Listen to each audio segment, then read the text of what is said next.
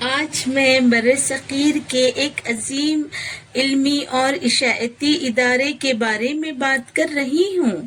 یہ ادارہ صرف ایک پرنٹنگ پریس نہیں تھا بلکہ اردو ذریعے تعلیم میں جدید علوم کے فروغ کا ایک اہم اور مؤثر مرکز تھا۔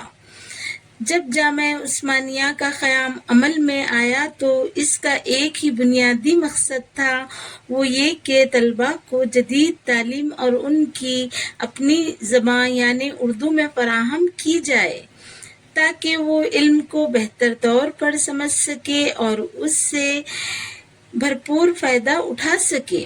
اس عظیم مقصد کو عملی شکل دینے کے لیے ریاست کے حکمراں نواب میر عثمان علی خان صاحب کے دور حکومت میں نہ صرف جامعہ عثمانیہ قائم کی گئی بلکہ اس کے ساتھ تعلیمی مواد کی اشاعت کے لیے عثمانیہ یونیورسٹی پریس کا بھی قیام عمل میں لایا گیا۔ سب کی بات سب کی بات۔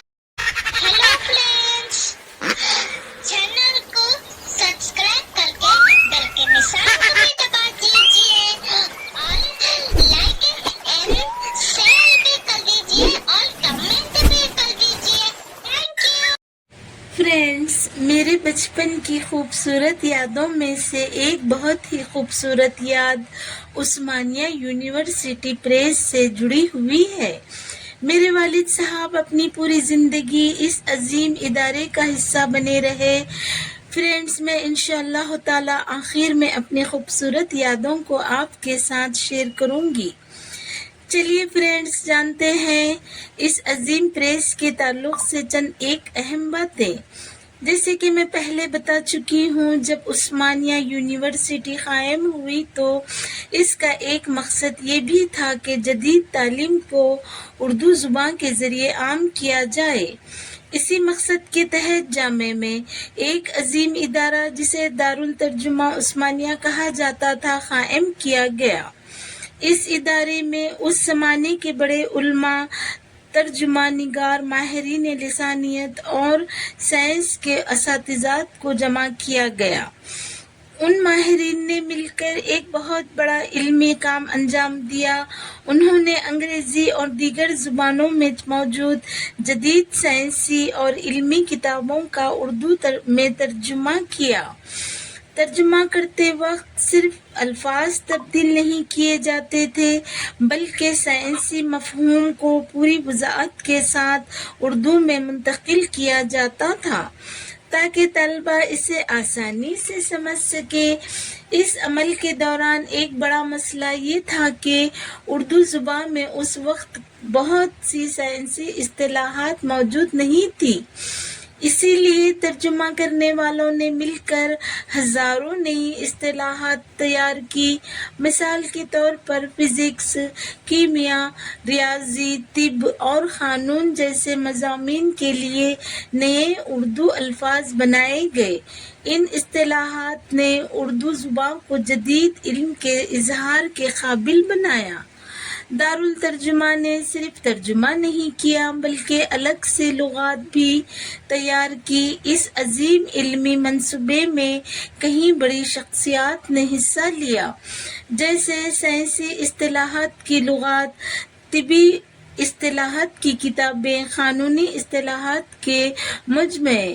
یہ نادر اور تاریخی کتابیں آج بھی کئی بڑی لائبریریوں میں محفوظ ہیں۔ Osmania university library, state centre library Hyderabad اور دیگر میں۔ فرینڈز، تمام کتابیں اور نصابی مواد عثمانیہ یونیورسٹی پریس میں شائع کیے جاتے تھے۔ اس پریس میں چھپنے والی کتابیں یونیورسٹی کے طلباء کو فراہم کی جاتی تھیں تاکہ وہ جدید علوم اپنی زبان میں پڑھ سکیں۔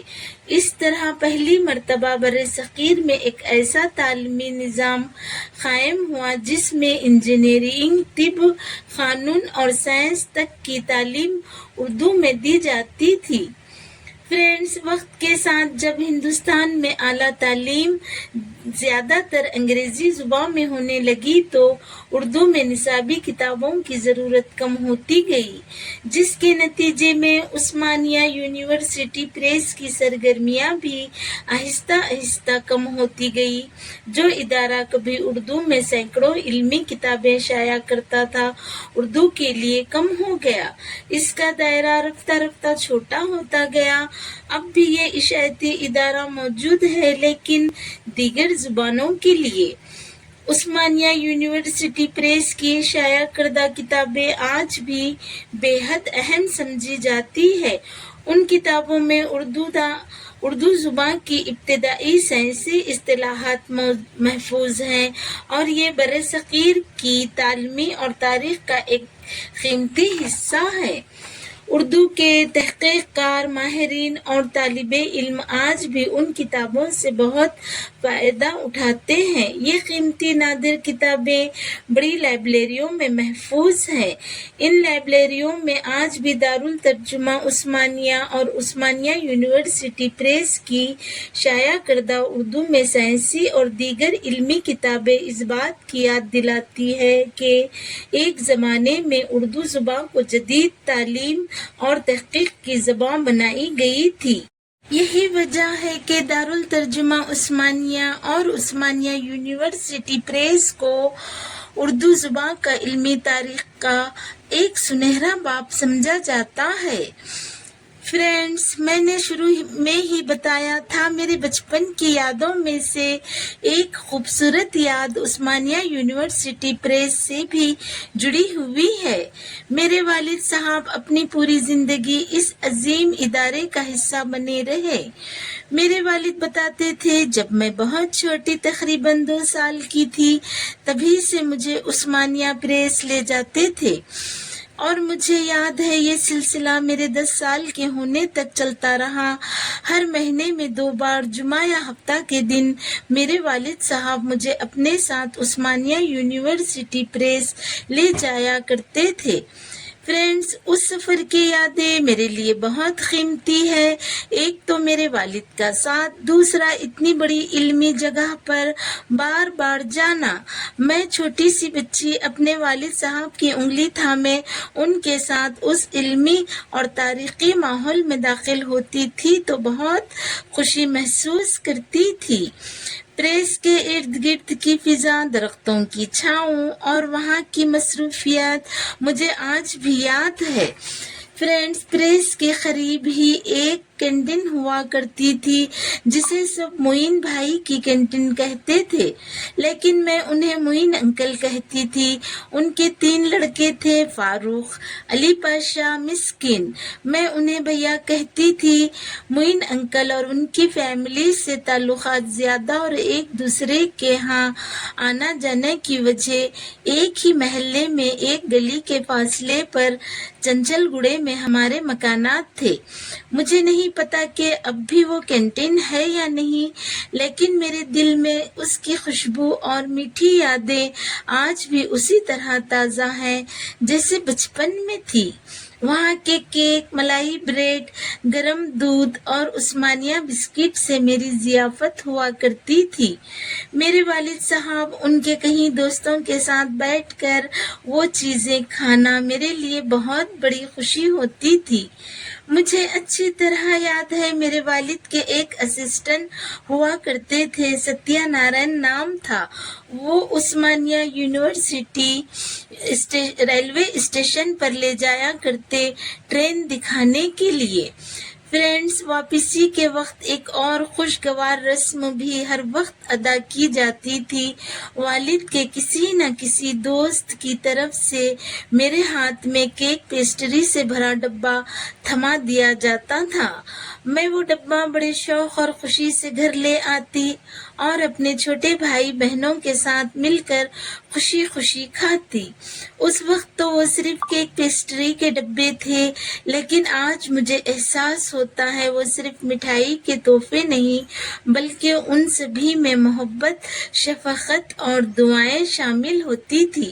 آج میں یہ بھی سوچتی ہوں وہ خود سے سوال کرتی ہوں، میرے والد صاحب اپنے باقی بچوں کے مقابلے میں مجھے ہی اپنے ساتھ کیوں لے جاتے زیادہ؟